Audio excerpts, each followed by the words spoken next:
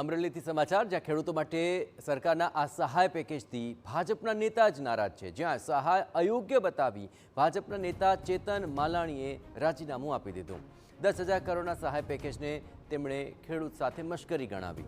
ખેડૂતો સાથે સરકારે અન્યાય કર્યો હોવાનો પણ આક્ષેપ લગાવી દીધો। સાવરકુંડલાના પૂર્વ મહામંત્રી એપીએમસીના ડાયરેક્ટર છે ચેતન માલાણી।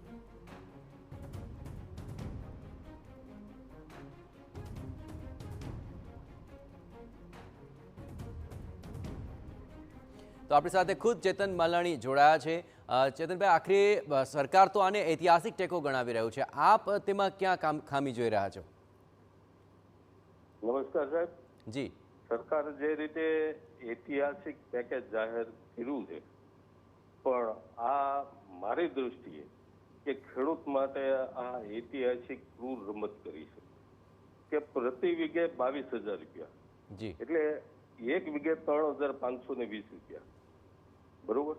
હવે સિંગનું ઉત્પાદન આ વર્ષે 20 મણની આસપાસ અમારો અંદાજ હતો ખેડૂતનો। હું એક ખેડૂતનો દીકરો છું, એટલે 20 મણ લેખે 1,452 રૂપિયા સરકાર ટેકાના ભાવે ખરીદી કરવાની, 30,000ની આસપાસ ભાવ થયા, તો એને 10% મુજબ સરકારે આ 3,520 ચૂકવવાનું કર્યું છે।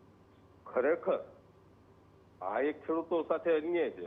ખુદ સરકાર સ્વીકારે છે કે 80%થી 100% સુધી ખેડૂતોને નુકસાન થયું, તો એનું સામાન્ય 50% તો વળતર ખેડૂતોને આપવું જોઈએ ને, પ્રતિ વીઘે 10,000। આ 3,520 રૂપિયા આપી એક ખેડૂતો સાથે ક્રૂર મજાક કરી છે। बिल्कुल चेतनभाई, आम तो प्रति हेक्टरे 22,000 રૂપિયા સહાયની વાત છે, તો વીઘે તો એ ઘણી જ ઓછી રકમ થઈ જશે, પરંતુ આપની દ્રષ્ટિએ આ ટેકો કેટલો હોવો જોઈતો હતો? ટેકો મારી દ્રષ્ટિએ પ્રતિ વીઘે 20 મણ એટલે 1,452 રૂપિયા લેખે 30,000 રૂપિયા પ્રતિ વીઘે ઉત્પાદન આવતું।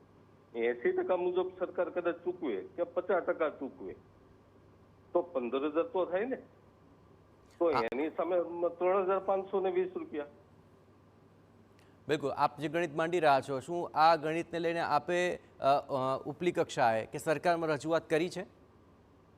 જો હાલ પૂરતી તો મેં મારા જિલ્લા ભાજપના અધ્યક્ષ શ્રી અતુલભાઈ કાનાણીને વોટ્સઅપના માધ્યમથી મારું રાજીનામું મેં મોકલ્યું છે કે એક ખેડૂતના દીકરા તરીકે આજે મને આ વ્યથા કે વેદના મારીથી આ સહન નથી થતી। જ્યાં અમારે રવિ પાકમાં, શિયાળુ પાક, ડુંગળીનું વાવેતર મારા વિસ્તારમાં ખૂબ મોટું છે, તો એમાં પણ હું તમને કહું, જે ખેડૂતો માર્કેટ યાર્ડમાં વેચાણ કર્યું એને મળ્યું, પણ એ કમોસમી વરસાદથી ખેડૂતોના ખેતરમાં પડેલા ઢગલા એ સાવ નાશ થયા। મેં પોતે આજે 15 વીઘાની ડુંગળીમાં મેં હળ માર્યું, રોટાવેટર મારી દીધું। જી બિલકુલ। જે ખેડૂતોએ સીધું ડિહાઇડ્રેશન કારખાને વેચાણ કર્યું એને નથી મળ્યું, જે ખેડૂતોએ ખેડી નાખ્યું એને નહીં, માત્ર વેચાણ કર્યું એની સાથે। એટલે આ એક ખેડૂતો સાથે ખરેખર એક આ મજાક। જી બિલકુલ, જનપ્રતિનિધિ તરીકે આપે ચોક્કસપણે રજૂઆત કરવી જોઈએ, પણ આપે નારાજીનામું આપી દીધું છે। હવે જોવાનું રહેશે કે આ મામલે હવે આગામી દિવસોની અંદર સરકાર આપની વાત ધ્યાને લે છે કે કેમ। ખૂબ ખૂબ આભાર ચેતનભાઈ ટીવી9 સાથે વાતચીત કરવા બદલ, પરંતુ જો ખુદ ભાજપના જનપ્રતિનિધિને જ વાત સાંભળવા નથી આવી રહી તેવું તેમનું માનવું છે, અને આખરે તેમણે નારાજીનામું આપી દીધું છે।